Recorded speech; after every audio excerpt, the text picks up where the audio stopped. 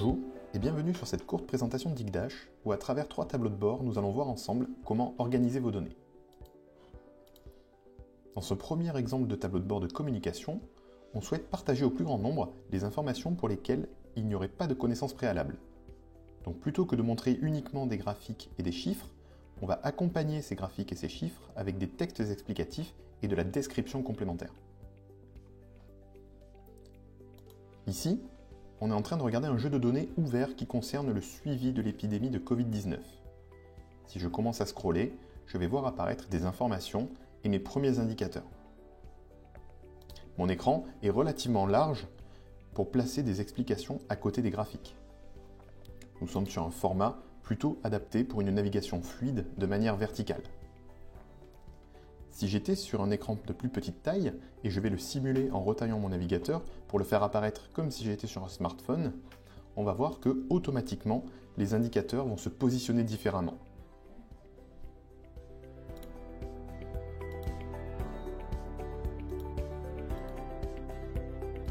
On ne perd donc pas forcément de fonctionnalité que l'on passe d'un format mobile ou PC. Je ne vais pas rentrer dans le détail de cette démonstration, vous pouvez y accéder librement via le site de Santé publique France. Nous allons maintenant nous intéresser à un deuxième type de tableau de bord, les tableaux de bord de pilotage. Dans cet exemple de tableau de bord, on va être dans un exemple simple par définition. L'objectif va être de montrer à des dirigeants, à des décideurs, un ensemble d'indicateurs relativement condensés sur une page pour avoir une vision à 360 degrés d'une problématique particulière. On ne va pas regarder individuellement les indicateurs, mais ce qui intéresse ici plutôt ce sont les points rouges qui vont matérialiser une alerte et donc nous orienter pour mettre en place une stratégie adaptée en conséquence. Par exemple, si je change de pays ici, je vais ajuster ma navigation pour prendre connaissance d'un autre périmètre dans mon activité. Donc encore une fois, ici, l'idée première de ce type de tableau de bord est d'avoir une vue globale de l'information de manière efficace. Nous allons maintenant nous intéresser à un tableau de bord d'exploration, celui où on va laisser la main à l'utilisateur pour rentrer un peu plus dans le détail de l'information. Pour vous présenter les données, on est ici sur une société de la grande distribution qui cherche à comprendre ses campagnes de télémarketing pour générer du chiffre d'affaires. Pour répondre à cette question, on va se connecter à 2 sources de données. La première source, c'est l'ERP, qui va nous donner des informations sur les ventes, donc le chiffre d'affaires, la marge, etc. La deuxième source, c'est la base de données télécom, avec des informations de coûts de communication et de durée de communication notamment. Ces sources, on va pouvoir les mixer dans Digdash. Il n'y a pas d'entrepôt préalable, on va donc être capable de les croiser. Par exemple, si je choisis un filtre sur mes années, l'ensemble de mes indicateurs est filtré sur cette année.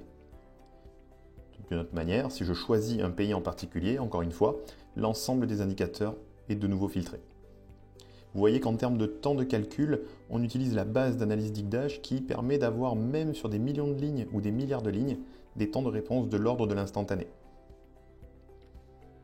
Cette page de synthèse me sert aussi de page d'accueil. C'est pourquoi, quand je passe ma souris sur une vignette, le curseur change, m'indiquant qu'une action est alors possible. Si je clique par exemple sur le chiffre d'affaires, je vais explorer le contenu du chiffre d'affaires, pour y trouver le chiffre d'affaires par région, les 5 meilleures familles de produits qui constituent mon chiffre d'affaires et l'évolution du chiffre d'affaires pour la période considérée, ici en l'occurrence l'année 2023. Je continue de rentrer dans le détail de l'information, il n'y a pas de problème particulier. À n'importe quel moment, je pourrais aussi tourner ma carte pour observer le tableau de détail correspondant à cette carte, tableau qui reste au passage interactif pour trier, pourquoi pas, sur du chiffre d'affaires ou alors remonter sur la hiérarchie au niveau continent ou descendre dans l'Amérique, États-Unis, en utilisant le fil d'Ariane. Bien sûr, l'ensemble des autres graphiques suivent le même chemin. Si je tourne à nouveau mon tableau, c'est la carte des États-Unis qui apparaît. Le contexte 2023 États-Unis va être repris. Quelle que soit la page dans laquelle je vais me trouver, si le contexte reste valide. Je continue à naviguer dans mes données, soit graphiquement, comme on l'a fait jusqu'à maintenant, soit grâce au filtre présent sur la page en sélectionnant un ou plusieurs éléments. Tout cela me permet simplement de faire de la découverte dans mes données. Nous allons peut-être vouloir partager ces données. Pour les partager, je peux les exporter.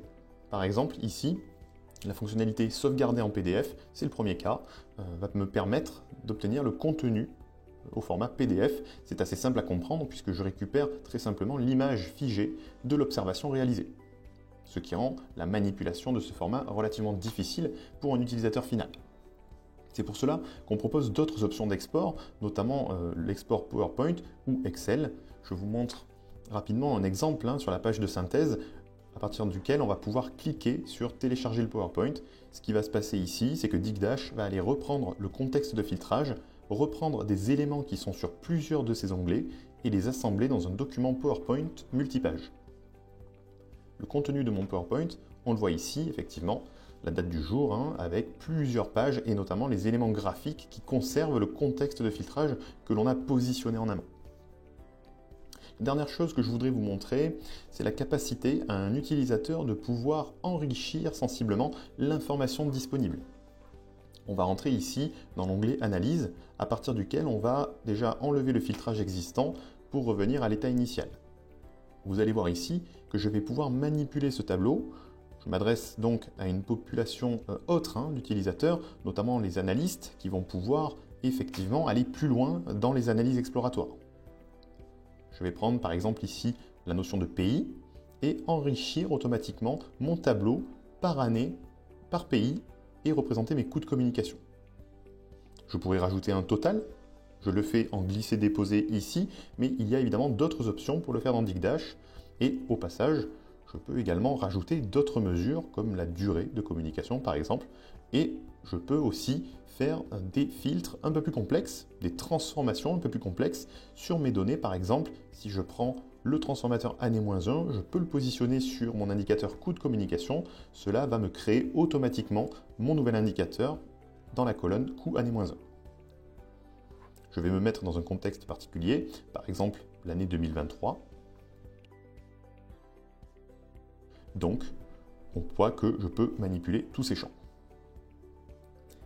J'ai un autre moyen de créer de l'information dans DigDash grâce à la requête en langage naturel.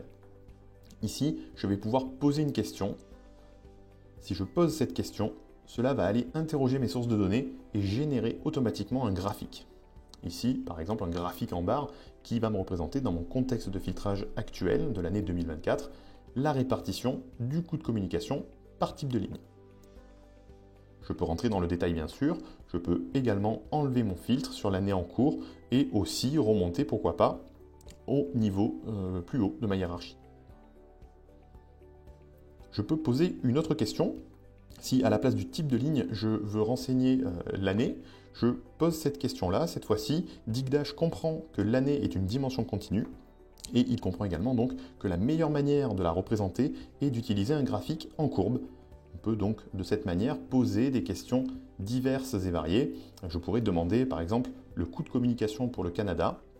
Alors je fais volontairement une faute de frappe ici, mais comme on peut le voir, grâce à l'algorithme de fuzzy matching, DigDash va évidemment comprendre qu'il s'agit ici d'une dimension géographique et qu'on va pouvoir la représenter sous une forme de cartographie.